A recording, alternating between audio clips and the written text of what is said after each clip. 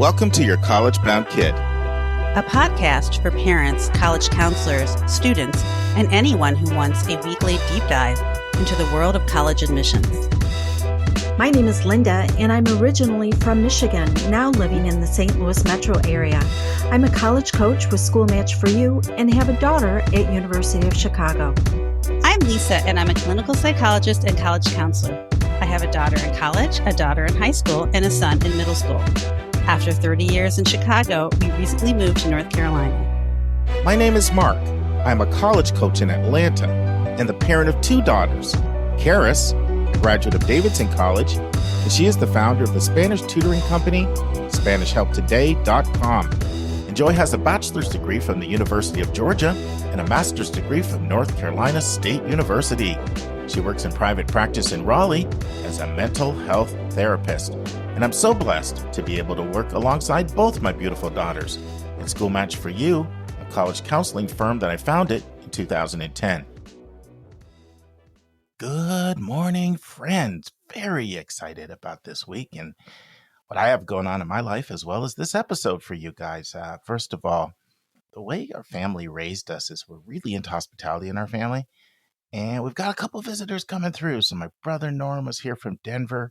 And now his son, my nephew, Alex, he'll get here tomorrow. He's with us for 4 days. Very excited about that. He's the nephew I'm closest to of all my nephews. And then a podcast listener from Mississippi named James Mason. He's coming by here for a visit. I'm really, really excited about this. James is a podcast partner and really one of our very first listeners when we were getting like 200 listeners a month. James was one of those listeners. And here's a quick story about James. So, James reached out to me maybe almost 2 years ago, and he was like, Stuck, I really like it when listeners send in questions in their own voices. I'm listening to this other podcast and they do it all the time and it's really cool. And I think it'd be a nice addition. Well, my first thought was, I kind of like that too, James, because, I'm a podcast junkie and I've heard that before. But James was like a dog on a bone. He just kept sending me reminders. And at one point I remember thinking to myself, James, you're one of our coolest listeners, but just chill, I'll get to it. But his urgency led me to do the research. And now our whole entire team loves hearing when you send in questions in your own voice. And you can thank James for that. So that's some of what's going on for me this week is my nephew, Alex from Denver, James from Mississippi meeting for the first time. Now, today is episode 396. And that means 2 weeks from now, guess what? I know you're thinking, I'm not stupid. I know how to add 2 plus 2 is 4. Episode 400. That is true, but it's also the start of year 7.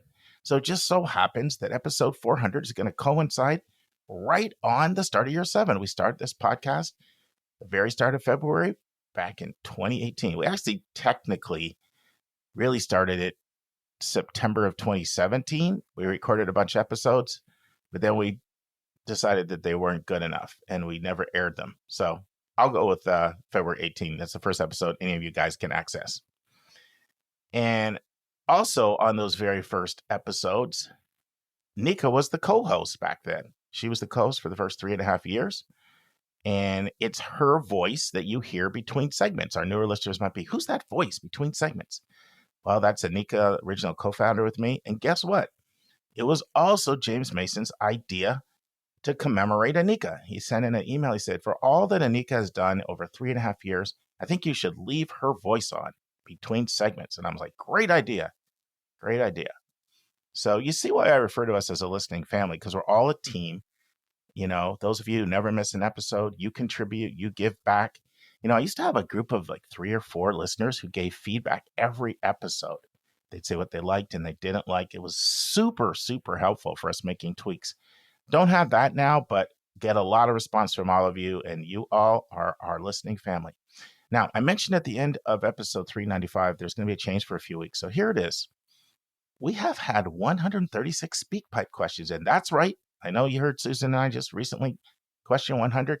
We're up to 136, and we love, love, love it. Bring them on. But we don't want seniors who are asking, or parents of seniors who are asking time-sensitive questions, have to wait for 4 months for an answer. So for the next several weeks, we're going to run a question from a listener on Monday and Thursday. I'm pretty committed to keeping the Monday episodes under an hour, even that we hit hour 10 once or twice. So not sure if you like my soliloquy, my monologues, that I've been doing at the start of podcasts, where I vacillate from reflection to hopefully inspiration and sometimes diatribes. But I'm going to put them on hold for a while. I'll be back when I've got something boiling up inside of me that I feel and I need to share. But I'll try to be a lot more terse in the future, because we got to get up more current on these questions. And this is heavy interview season for us right now as well. So we're all doing interviews. I'm doing interviews. Lisa's doing interviews. Linda will be doing some interviews. Susan, Julian, we're all going to be doing interviews. We've got a lot of really exciting interviews for you in 2024. So pretty exciting year. All right, friends, 60 days from our big event, our meet and greet, March 23rd, 7 p.m. in Durham, North Carolina at Kelby Farms apartment in the clubhouse. 2 months exactly from then, January 23rd. Everything should be up on Your College Bound Kid. You can go, you can register for that event. But I'm just telling you now, because you want to block that out, an hour and a half. We're going to be mingling. We're going to do podcast trivia. We're going to do college admissions trivia, some good eats, some more mingling, and just have a fun time. So if you're anywhere close to Durham, North Carolina, Saturday, March 23rd, 7 o'clock, put on your calendar, and the sign-up sheet will be out a month before the event, right on yourcollegeboundkid.com. Okay, friends, today's episode, we will get to one of those speak pipe questions that I referred to right away. No use procrastinating, right? Let's start right now. So Cortnie from Connecticut, she asked a question that Jill and I both thought was absolutely outstanding. She basically wants to know if a student is outside of the middle 50% in a college's profile in their test score range, but they're noticeably above the median for the high school they're coming from. How does colleges interpret that? Do they lean more on their own school profile? Do they lean more on the high school profile? Pretty great question. So we're going to be tackling that, Julie and I. And then Susan and I will continue part 2, talking about a range of college admissions topics.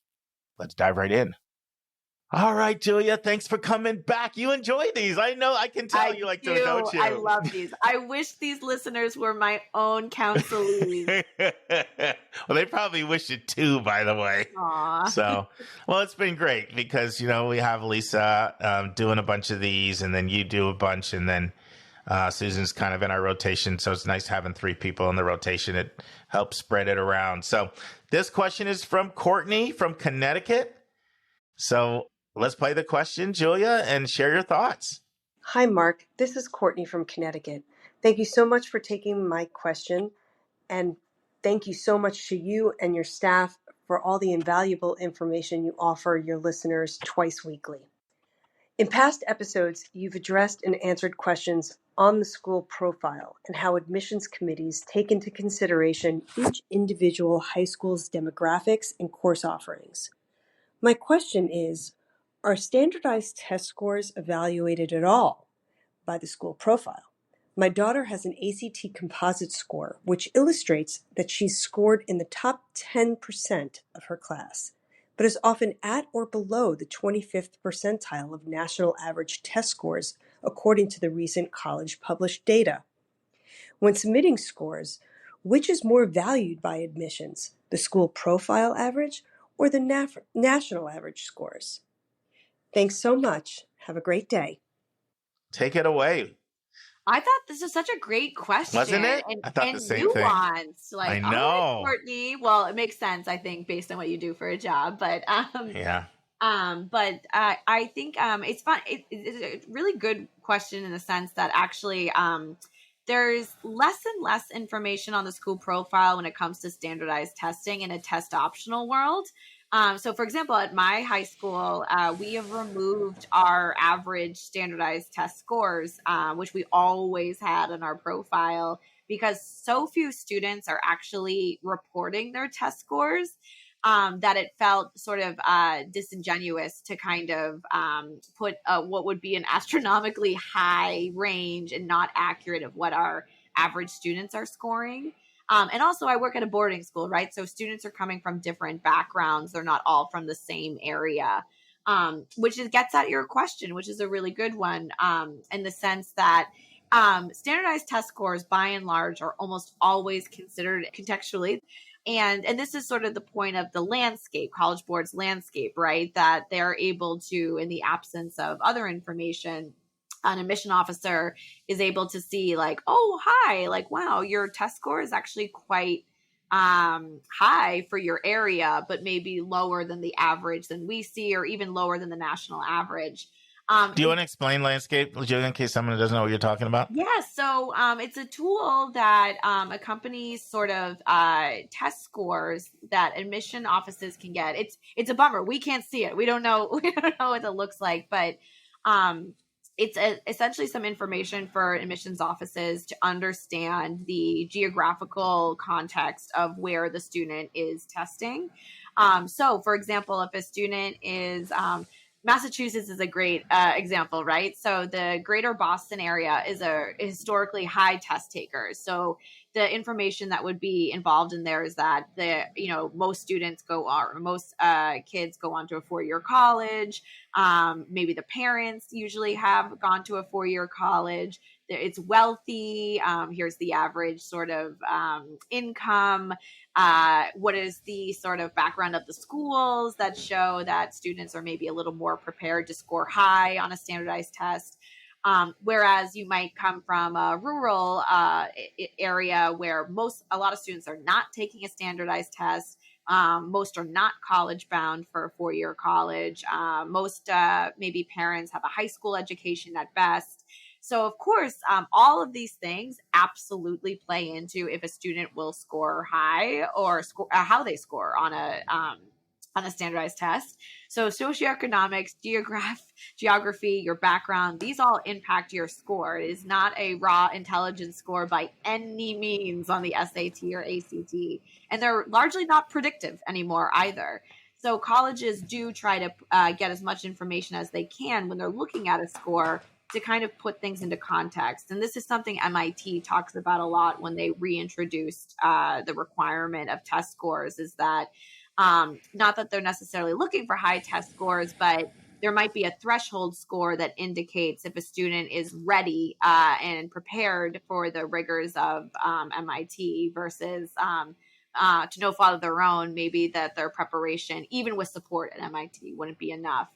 So for Cortnie, for your student, if they choose to report their scores to colleges, that is something that they would take into account, is that the fact that while it might be a lower score for that college, that it is well above the median scores for that exact geographic area, even if it's also below the national average, for example. So sort of taking into account the fact that there might be some other things at play.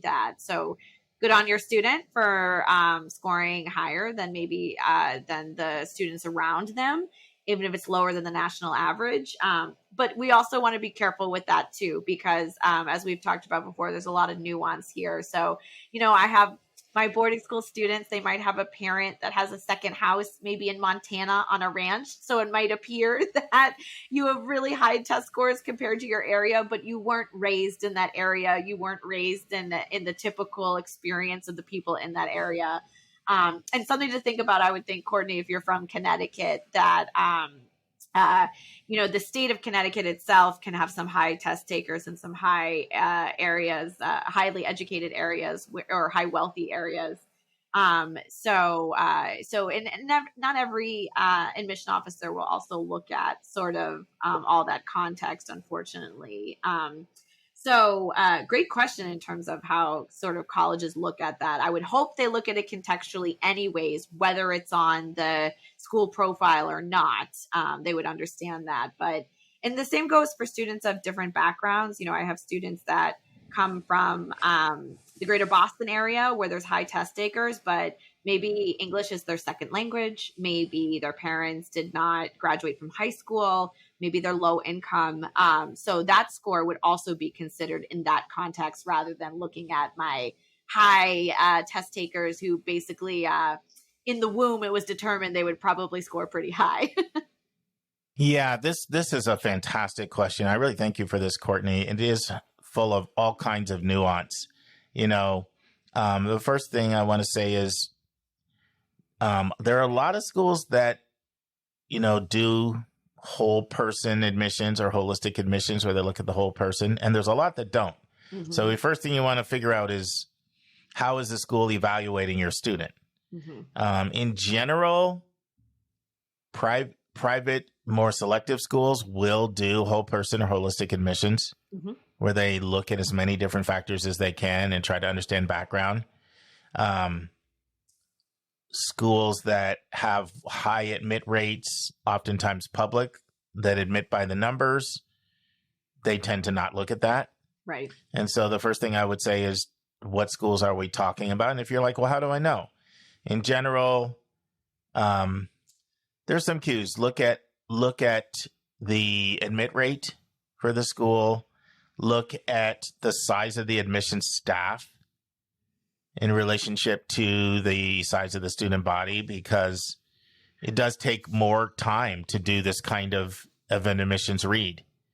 And you should see a pretty good size staff if, for schools that do the whole person read that we're talking about. And the reality is both things are looked at, right? Both the school's middle 50% as well as the context with which you're coming from. Both are really important. So maybe I can explain this through an example of a student that I'm working with this year who was wondering if they should retake the test for one of the most competitive schools in the country. They already had a 1500, but 1500, believe it or not, did not fall in the middle 50% for this school. It was below the middle 50%. So, we were just talking through everything. And then one thing that influenced my thinking was when I found out the average testing at the school was about 500 points lower than where she was. Wow. And I told them, your score, your 1500 is going to look really, really good. Right. if your school averages around 1,000. Mm-hmm. And just a little bit more, Julia talked about landscape as a College Board product that provides a lot more detailed information on the context of the school for schools that don't produce school profiles. Mm-hmm. Not everybody produces school profiles, and not all school profiles are good. Right.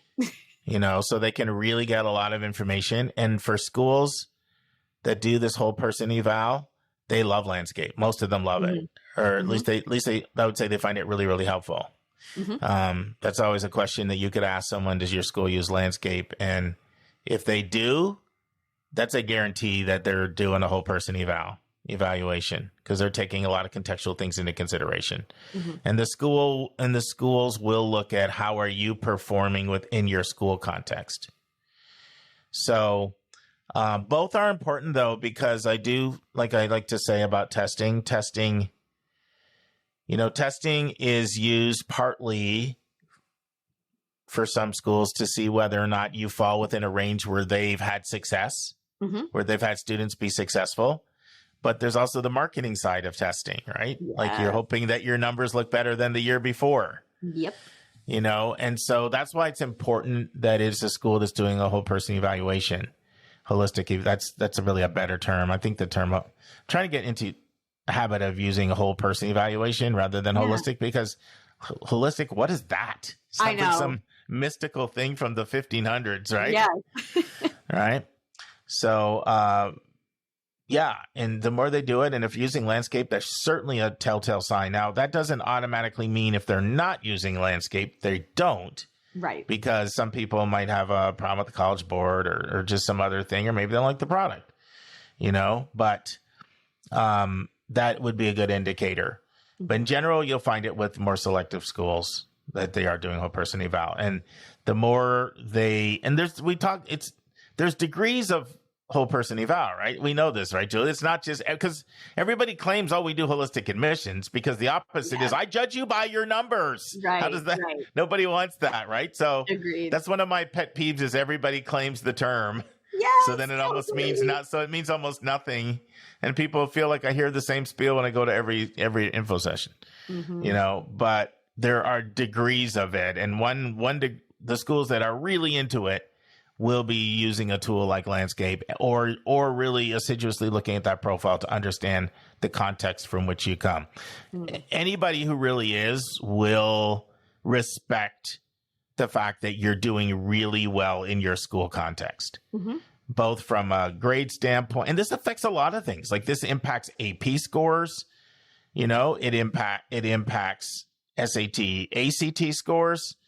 You know,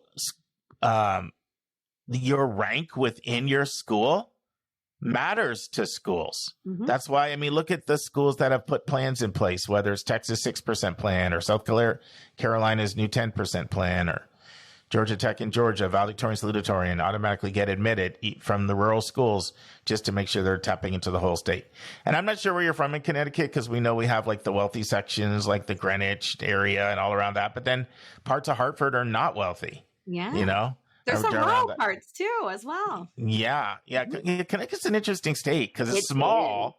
It's small geographically, but man, there are a lot of schools everywhere, you know? So nice. Yeah. I used to actually really like to travel there. So it's a great question.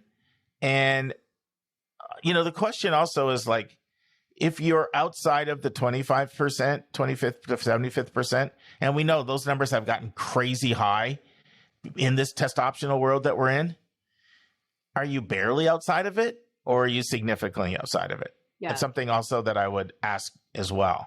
Totally. Because if let's say a school had an ACT range of 31 through 34, let's just say pretty selective school, you know, and let's say, to me, there's a difference between a student that has a 29 and a 23, you know, and if they're, no matter where they are in their own school context. Right. Agreed.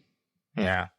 So it's hard when there's nuanced stuff, but a lot of times those are the best questions because admissions is nuance. Yes.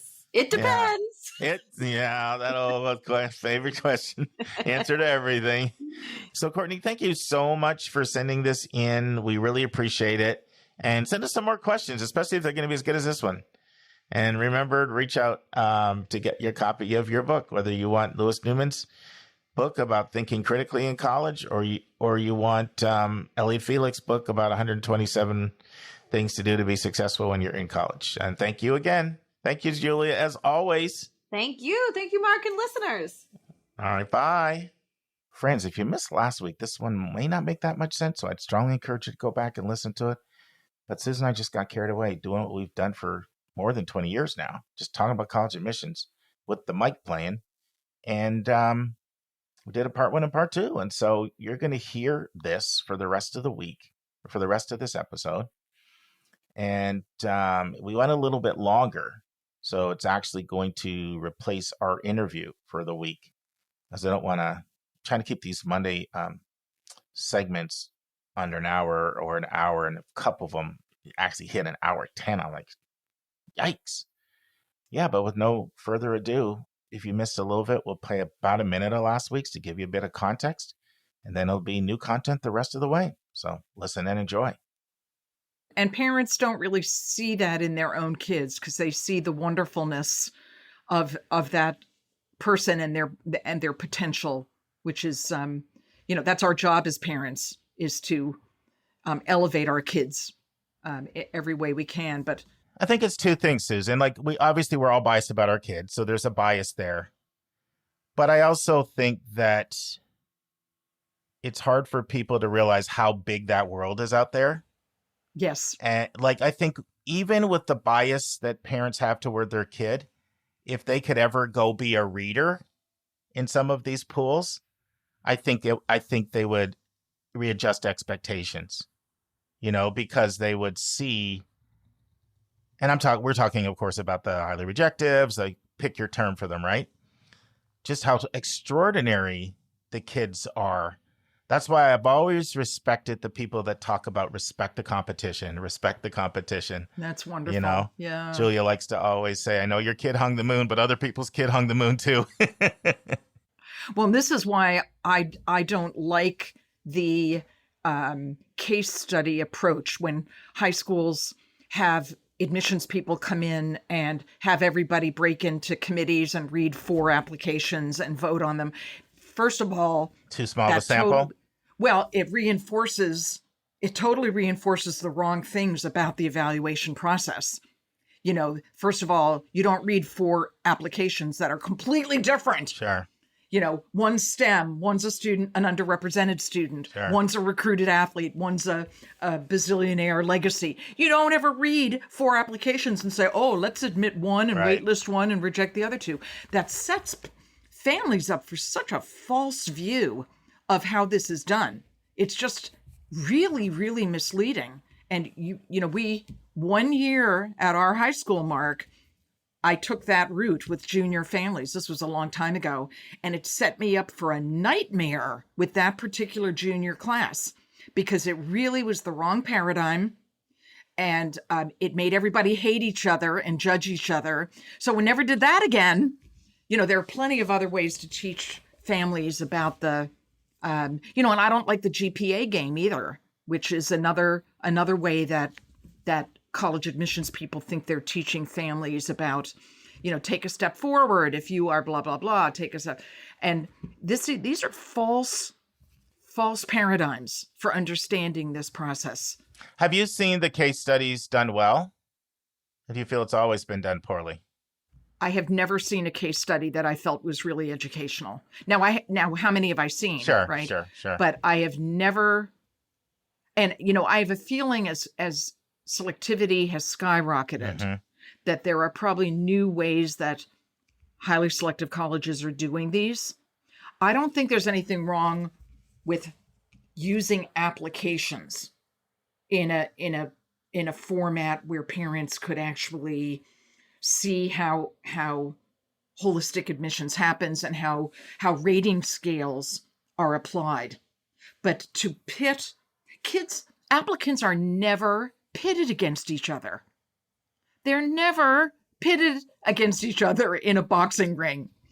Right, it's not about a knockout. Context is always, taken into consideration and so many other it factors. Really, it isn't done that way. It's a much bigger, the ratings drive the recommended decisions as an applicant goes from level to level in the process. So, a recruited athlete is never pitted against, a standard strong student Sure. against an underrepresented student against a whatever. It just isn't done that way. I mean, a lot of times people don't like it, and I do sometimes use the term social engineering because I don't think that sometimes gives off the connotation people like, but I'm trying to help people to understand that you have your institutional priorities and then you have goals in different areas. And kind of like you said, the athlete is not competing against the international student from another country who's not, we could go on and on all the categories, and you're kind of competing against people in your bucket, and you can be in different buckets. Or the one several different buckets. Yeah, several different buckets. And so, and I see how the case studies can give I see how it can give a false impression that it's the subjective impressions of the reader too much. But I have seen it be effective because that's a common thing that schools do for counselors too, on counselor fly-ins, right? I've seen it be effective, especially with younger counselors, to realize that, wow, a kid this strong doesn't get in. I've seen it be effective that way at kind of the same thing that we're talking about here. And right. Of course, younger counselors don't have an idea of the competitiveness either. Friends, I've sometimes asked myself when I've been on these case study sessions, as colleges like to bring in college counselors on these fly-ins and have us do these case studies. And I've had a couple of thoughts percolating in my mind when I've done these. I remember thinking to myself, I wonder if they did this partly for 2 reasons. Reason 1, so newer counselors will think, wow, maybe I better get off my local rep's back for why they're not taking my kid. If a kid's this strong are getting waitlisted or denied. So using it partly as a way to educate college counselors how selective the pools are so that people can be less critical, because that can happen as a feeder, especially if you're newer. when they don't take someone who you really were excited about and you thought they should take, you can sometimes imply, like, I just don't know what it's possibly going to take for you to admit my kid. And I remember being on the other end of that. I remember saying to myself, I will never do that again to somebody else because it's not a good feeling and they don't know the pool. They don't know the priorities. So it could be a way to educate the listener. This could be a way to educate college counselors so they won't be critical when they refer kids and they're not admitted. And then I've also had another thought, which is this is actually a creative way of sending a message that this is what a competitive applicant looks like at X school.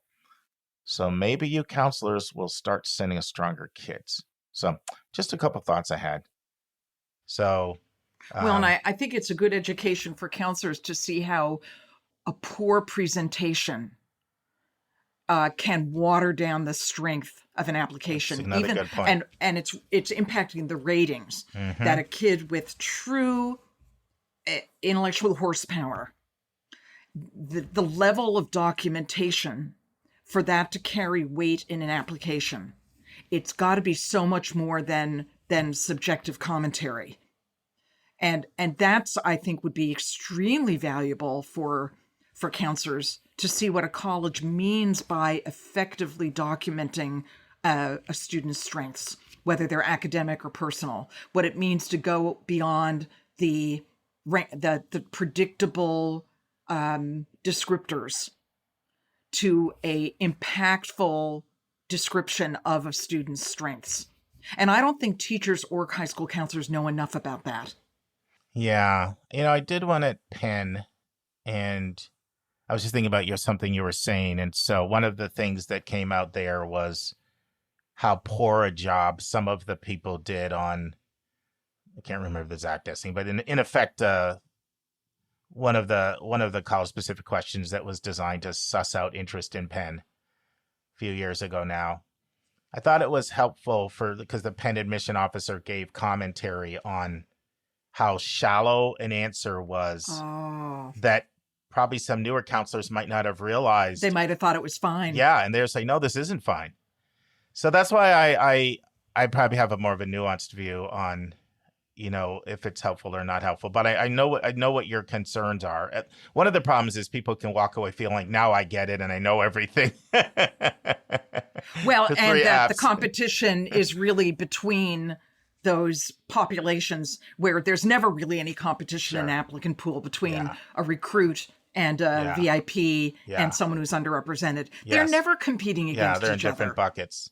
They aren't. Now, at some point, the person on the admissions staff who is responsible for that geographic region, and you and Julia did a great segment on this a couple of podcasts ago about how we, I think it was in a question from a listener who asked about the geographic, how cancers were assigned from El Paso managed. Who wanted to know how the region is broken up and And as I was listening to that, I was having all sorts of flashbacks to being on the road and traveling. Well, yeah, and to the different colleges that I've read and how they have handled the management of reading geographically and at what point in the evaluation process that hits. Because when I was at a liberal arts college, we started there. I started with my actual territory where I was responsible for, recruiting, evaluating, admitting, bringing to committee, and, the enrollment planning service. And I don't think Julia mentioned this because her reading experience may not have used the EPS of the College Board, but the enrollment planning service divvies up every state into these markets, as you guys mentioned. Right. And so I would go to committee, and what we would do in committee at my liberal arts college is we didn't actually look at individual applications that often. What we looked at were regions, and what regions were we being overly generous with or ridiculously stingy with, and were they defensible? Were they defensible? So I had to come with Connecticut 5, which was Greater Hartford, to committee, and everyone would look at me and say, okay, we're admitting about, a third of the applicants overall. That's what our numbers dictate, depending on a lot of factors. Why are you admitting at a 53% rate for Connecticut 5? And I would have to defend that, and I actually might be told to have a reduction. Yeah, move some kids. Yeah, but I did that within the context of my school groups and knowing those areas. I'm not sure, given how different the numbers are today, that a lot of schools do it that way, but it was definitely the most accurate and compassionate way to trim from that population of kids that were already had the ratings that pointed toward admission. But they were, those were the kids at the lower end of, at my liberal arts college, they were any kid with a 4 in their rating, personal or academic, and even the kids that were 3s across the board, only about half of them would get in, and we would move those. I would decide. Mm-hmm. No committee would decide. They didn't know my history with the schools and where I felt it would be, whatever. Anyway, that's an interesting thing for parents to know that it's done differently. I've been wanting us to talk more about that because there's so many different models out there. And I sometimes wonder when we talk about reading, I don't want to give the impression one size fits all. I continue to learn about new models sometimes as I talk to different admission officers. And I'm like, oh, that's the first time I've heard, that exact model. And you've brought you just touched on it a couple of times, Susan, that, you're seeing less and less initial reading by school group to handle the volume. I always, and Julia too, we've always sort of done it by school group. I mean, at some point later, somebody comes behind in the shaping process. They've got to. Yeah. But it's not always done initially right now because of the volume. No. That makes sense. So why don't you talk about that a little bit? Like how do you take school group into consideration, but not initially? What does that look like? Well, the big difference, Mark, and because my admissions career had, 25 years in the middle of being in a school, right? Well, you were a director. You saw a lot there. You learned a lot there, Susan. My bookends were in different eras, but that's why some of the things I point out to me were the big obvious changes. And also I kept an eye on it. Sure. How carefully I tried to keep an eye on it while I was a school counselor. And because I had been in the business on the admissions side, I always knew what questions to ask the admissions people, like the who's in the bottom 25% of your admitted population. And, the kinds of things that you were always interested in too. Mm-hmm. But when I was in liberal arts admissions in the first part of my career, we didn't start reading regular decision applications until all the EDs were done and gone, right? We just really didn't get ahead on the regular pool. There was the intensity of ED, and then we would have a bit of a hiatus when we had to do other things. And then we would dive in after the 1st of January to the regular pool. Colleges can't do that now. Too much volume. Oh my gosh, what a difference. My little liberal arts college has gone, and that's just one example, gone from 4,000 to 9,000 applications. Now, over a long period of time, right? But the impact on selectivity in that, and when you think of a place like Penn, where they have, gone from 20,000 applications to 60,000 applications. Don't quote me on those numbers. Sure. But there are plenty of schools that have tripled and even more. Yes. Yeah. Absolutely. And so that's why enrollment management is done completely differently. But so now colleges, at the university I work for part-time now, I started reading regular applications in November. Yeah. Mm-hmm. So EDs hadn't even been, we had finished, we were keeping up with EDs, but they hadn't even been sent out yet, right? But we had finished the bulk of the EDs, and then we quickly started reading the regular, which meant we had no context for the school group. Now, I was reading geographically, however, as in committee-based evaluation, where as a passenger, and folks may have heard me describe this in the past, but as a passenger, I'm paired with, what's called a territory manager. So And in my liberal arts college, we were called geodeans. It's funny, everyone has their own slang, but the territory manager. So I knew on a given day, I would be in, Texas and Arizona. And then who knows, maybe that territory manager also has New Hampshire. It depends on how they structure it. But regional representatives, like when I read with my university's regional rep on the West Coast, that's what I'm reading. I'm reading, California, Washington, Oregon, Hawaii. But that's not how it's always done. But there you go. So at some point, my evaluation, the evaluation of that driver and passenger, is basically assigning the initial group of ratings. That could be 12, 15 ratings that can then get grouped into 3, which then drive the recommended decision. But basically, we're separating the qualified from the unqualified. You've heard me use those terms before. Then at the next level of reading, and that's mostly the academic review. Qualified at my university, yes. Most places, it seems it's can the person do the program? Initial cut. Are the faculty going to be after me? Why'd you admit this kid? But we, even at the first reading, we are influenced because we are told ahead of time about the programs that are very limited. Sure. So you can take that into context. We have to. Yeah. And that's true at a lot of places.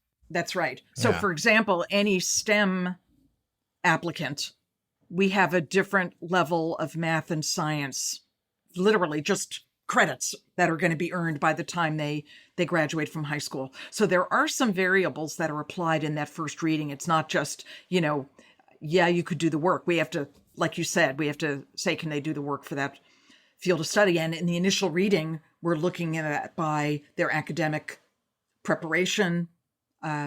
That's true even in the liberal arts, which always surprises me that there are some different expectations for different fields of study, even though the kids aren't necessarily being admitted to a major within the liberal arts.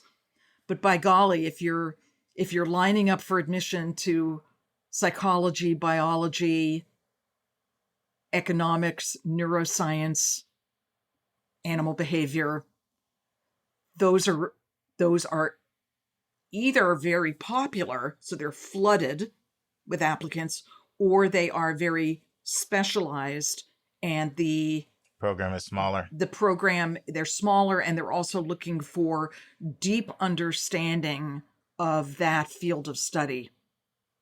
Right? That's really important, that the random student who picks neuroscience and then can't articulate, even as a liberal arts field of study, can't articulate why they're drawn to that field of study and based on what experience. Psychology used to be what you put down if you have no idea what you want. I was a psychology major in college. So was I. It's my undergrad. And, that was because, at least my perspective was, there wasn't anything else I wanted to major in. Mm-hmm. And it was okay.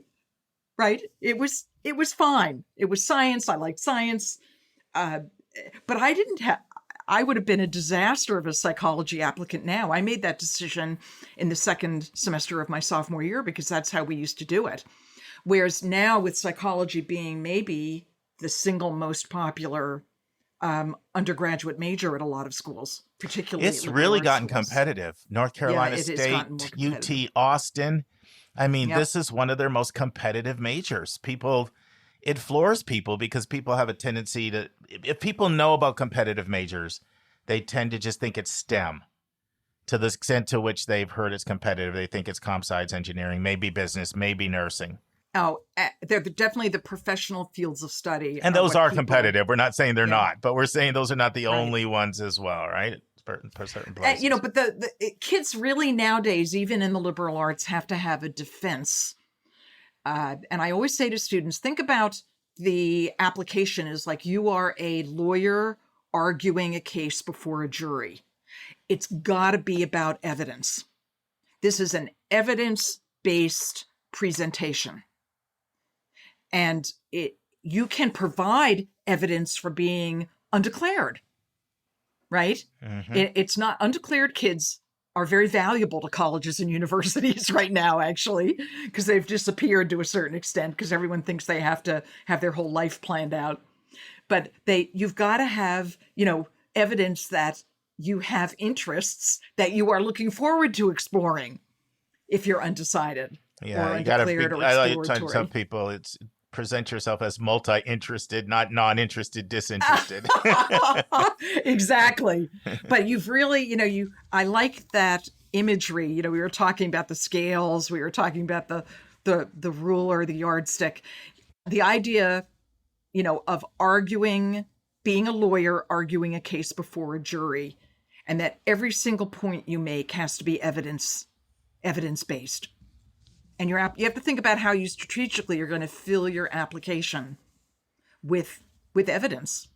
Yeah, and one of the things, Susan and I were talking within our little warm-up call is just comment, Susan, on if your humanities major selecting a rec, seriously considering picking a rec writer to speak to that versus, of course, you have to, of course, take in other considerations, such as do they know you and like you?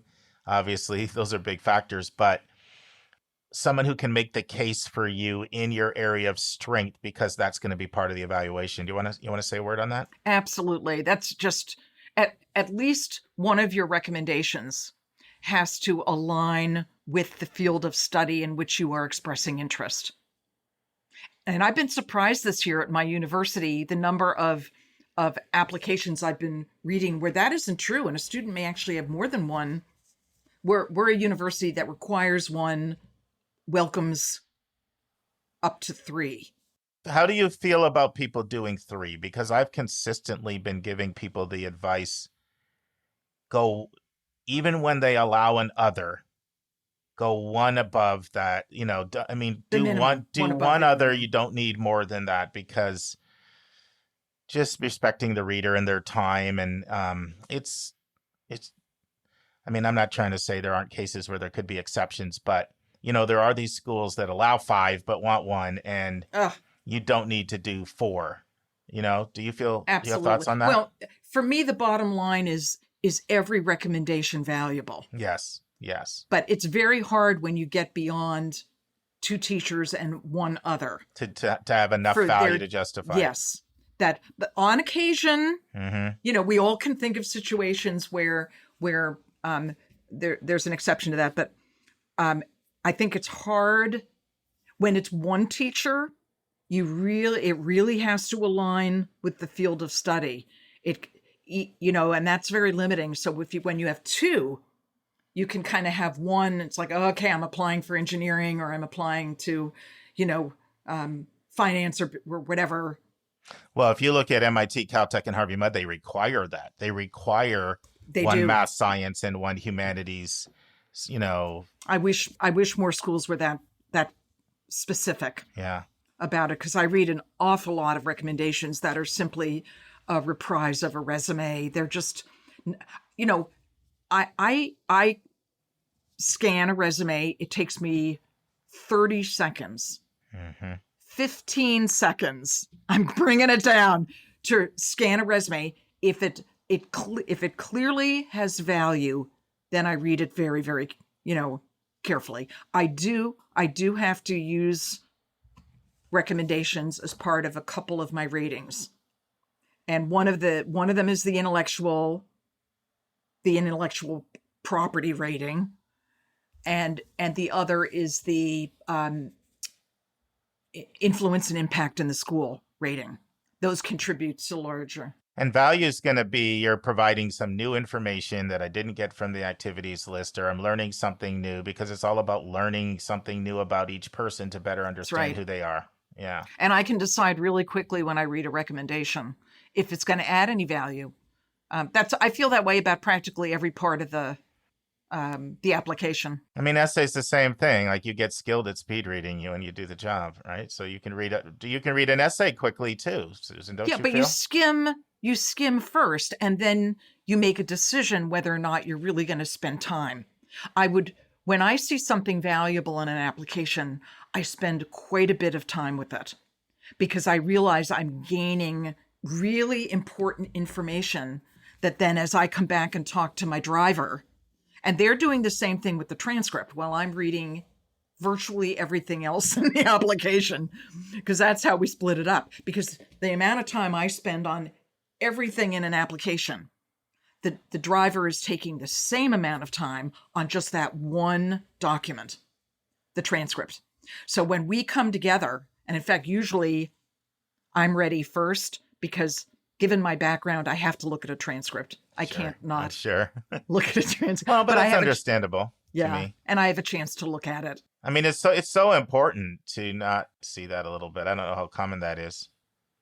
Well, yeah, it depends on who in the driver-passenger role, who they're, one of the ways that colleges have dealt with the enormous increase in applications is to bring people on board like me or like graduate students or like, you name it, people to help with the reading process. And, I read for 3 years for university during the pandemic, actually, where I read the entire application. And had I not had a background in college counseling and college admissions, I think that would have been very difficult. And the university would not have been well served, except that we were really filling in checkboxes and recalculating GPA and doing things that didn't necessarily require a lot of my professional background, right?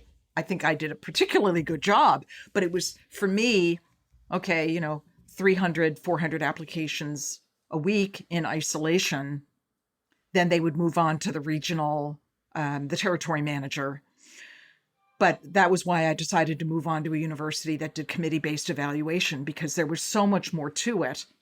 And it was my personal, I aligned much more with the values of committee-based evaluation, where we worked in tandem with the professional territory managers. Well, Susan, this was so awesome. I'm going to run it as its own segment, just because, I think I know what I think. The longer I do this, the more I get a sense of what our listeners like and who our listeners are. And we have I guess it's a certain kind of person that's going to listen to 3 hours a week of a podcast, right? And it's parents that want depth and substance and something beyond the superficial. And it's college counselors and counselors that are looking for tools to get more training so they can do their job more effectively. And so I think when we get into this stuff that goes beyond just the surface, I think for somebody else it might be a terrible podcast, but I think for the group that we have, this is the kind of stuff they eat up. And so I wanted to let it go because you were on fire, and I don't think very many schools have readers like you, Susan. Your schools have been blessed for you to be able to share the wealth of knowledge that you've accumulated over the years. It's a great experience, and I value every part of the professional world that I connect to, and it's really here, Mark, with your college-bound kid that I get to put it together. Yeah. It's for me, it's just, I mean, you and I never lost touch when I left Westtown, but to be able to work with you again in this capacity on a once or twice a month has just been really, really fun, because these are the kinds of conversations Susan and I would have all the time. Oh, that's right. All the time. For hours at times. So it's sometimes I literally just hit the mic and let's talk, and I think it'll be good. On Thursday's episode, Julie and I will be discussing a Rick Clark blog from his Georgia Tech admissions blog, where he compares college admissions decisions to college football. And we think you're going to like it. Our question from listener Lisa will join me to take a question about how hard is it or how easy is it to get a full tuition scholarship or to get a full cost of attendance scholarship from a college. And our interview, which will also be our college spotlight, Dan and Mary LaChance. And they'll be talking about Rochester Institute of Technology, part 1 of 2. And in closing, friends, remember, hard work beats talent when talent refuses to work hard. But I'm going to give you a second axiom today. Teamwork makes the dream work. See you Thursday, friends.